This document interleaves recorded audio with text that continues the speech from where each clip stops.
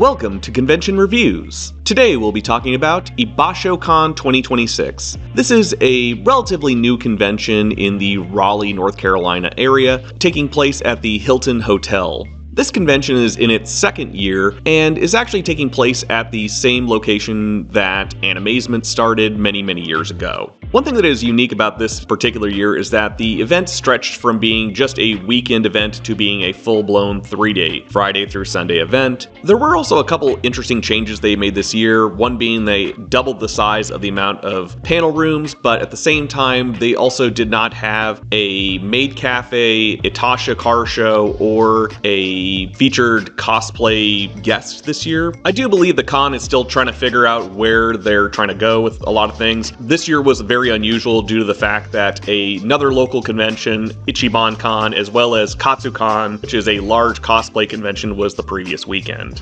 There were also several interesting panelists over the weekend that covered a lot of interesting subjects. One of the early ones I saw was a Spider-Man in Japan, which kind of covered the early history of Marvel's doings with a lot of Japanese properties, which was kind of interesting, kind of East meets West. There also was a really fun Kingdom Hearts trivia panel as well as some interesting Evangelion sort of merch-related panels, which really was interesting because they went into a lot of very bizarre products and gift shops that essentially are related to the franchise, which really kind of shows the depth of how much people's love is for Evangelion. There was also another panelist that covered a lot of aspects of how anime fandom was experienced throughout different cultures around the world, which was pretty cool, as well as another one kind of covering different kinds of anime that had been ripped off, whether it be like music or sampling from other series, as well as infrastructure in Japan, which was really interesting to kind of cover a lot of different things that from an engineering perspective. There were also some panels related to cosplaying, especially with specialties like leatherworking, as well as, various aspects of how to get into streaming, which is very popular now, as well as kind of talking about convention culture as well within a more diversity component as well. There also was a pretty fun panel, kind of town hall style, talking about the adaptation of various forms from books and video games to anime, which was pretty fun, as well as a really interesting piece about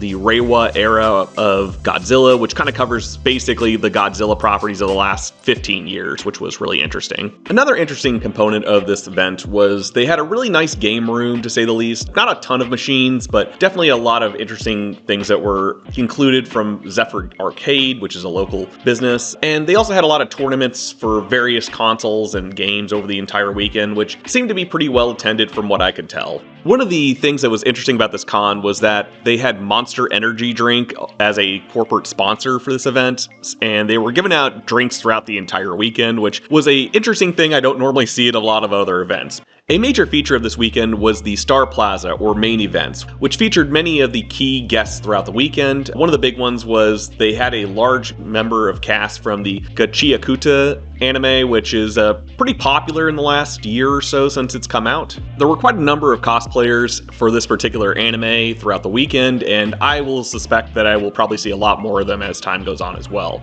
Another main event at the main stage was the cosplay contest, which, was definitely a little on the smaller side, but definitely had some interesting cosplay over the weekend. You can really tell the people that really spent a lot of time and energy on their cosplay, and there also were some really interesting little showpieces as well. The Idol Fest that was held on Sunday early afternoon was arguably one of the big showstoppers for the weekend. Really got some amazing talent together to both do live performances as well as songs from various titles. They definitely had a lot of people with light pens out and was definitely a great way to kind of wrap up the convention weekend, to say the least. On Friday and Saturday night, they also had a after dark rave dance with a couple local artists that was pretty fun. And I will say it was kind of cool to see that the event also had a featured drink as well, so really trying to make it its own unique component as well. I also wanted to mention the dealers hall for the event as well, and they really did have a nice collection of both local artists as well as vendors come in for the event. And on top of that, they also had many of the local businesses in the area as well as local artists also to promote their businesses as well as sell some of their wares as well. I do want to point out Broken Rice also went to this event, which actually does a lot of the design work for Ibashocon and was doing a live draw, which was pretty fun to watch as well.